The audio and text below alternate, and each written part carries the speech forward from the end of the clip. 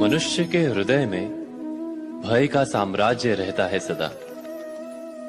कभी संपत्ति के नाश का भय, कभी अपमान का भय, कभी अपनों से छूट जाने का भय। इसीलिए भय का होना सबको स्वाभाविक ही लगता है। क्या कभी विचार किया है, जो स्थिति अथवा वस्तु भय को जन्म देती है, क्या वहीं से वास्तव में दुख आता है? नहीं, ऐसा तो कोई नियम नहीं। और सबका अनुभव तो ये बताता है कि भय धारण करने से भविष्य के दुख का निवारण नहीं होता। भय केवल आने वाले दुख की कल्पना मात्र ही है। वास्तविकता से इसका कोई संबंध नहीं है। तो क्या ये जानते हुए भी कि भय कुछ और नहीं, केवल कल्पना मात्र ही है, इससे मुक्त होकर निर्भय बन पाना क्या बहुत कठिन है?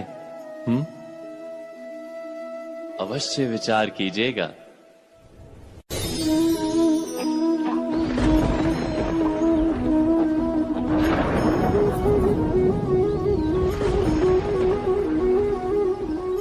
सपनों और पूर्वाभासों के आधार पर हम भविष्य के सुख दुख की कल्पना करते हैं।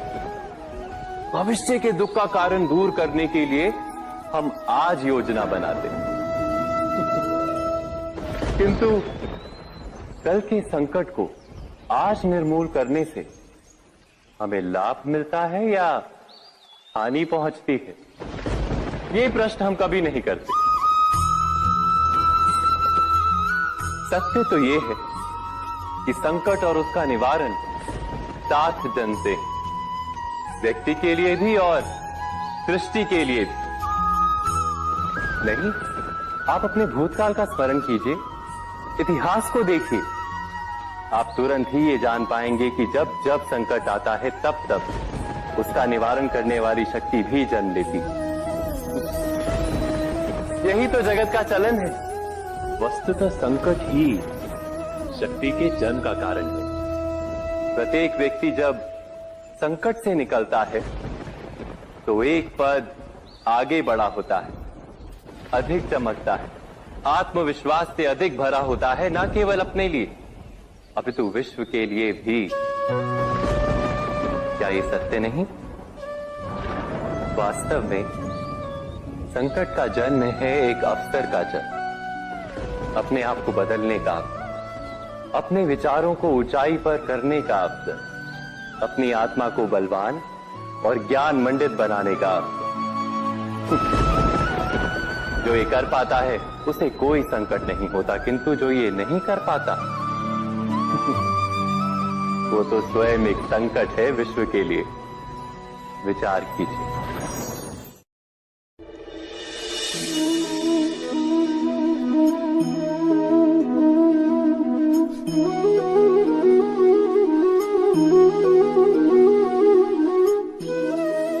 जीवन का हर क्षण निर्णय का क्षण होता है। प्रत्येक पद पर दूसरे पद के विषय में कोई निर्णय करना ही पड़ता है, और निर्णय अपना प्रभाव छोड़ जाता है। आज किए गए निर्णय भविष्य में सुख अथवा दुख निर्मित करते हैं, ना केवल अपने लिए, अपने परिवार के लिए भी, आने वाली पीढ़ियों के लिए भी। जब कोई दुविधा सामने आती है तो मन व्याकुल हो जाता है, अनिश्चय से भर जाता है। निर्णय का वो क्षण युद्ध बन जाता है और मन बन जाता है युद्ध भूमि। अधिकतर निर्णय हम दुविधा का उपाय करने के लिए नहीं, केवल मन को शांत करने के लिए लेते हैं। पर क्या कोई दौड़ते हुए भोजन कर सकता है? नहीं। तो क्या युद्ध से जूझता हुआ मन कोई योग्य निर्णय ले पाएगा? वास्तव में शांत मन से जब कोई निर्णय करता है तो अपने लिए सुखद भविष्य बनाता है, किंतु अपने मन को शांत करने के लिए जब कोई निर्णय करता है तो वो व्यक्ति भविष्य में अपने लिए कांटों भरा वृक्ष लगाता है। स्वयं विचार कीजिएगा।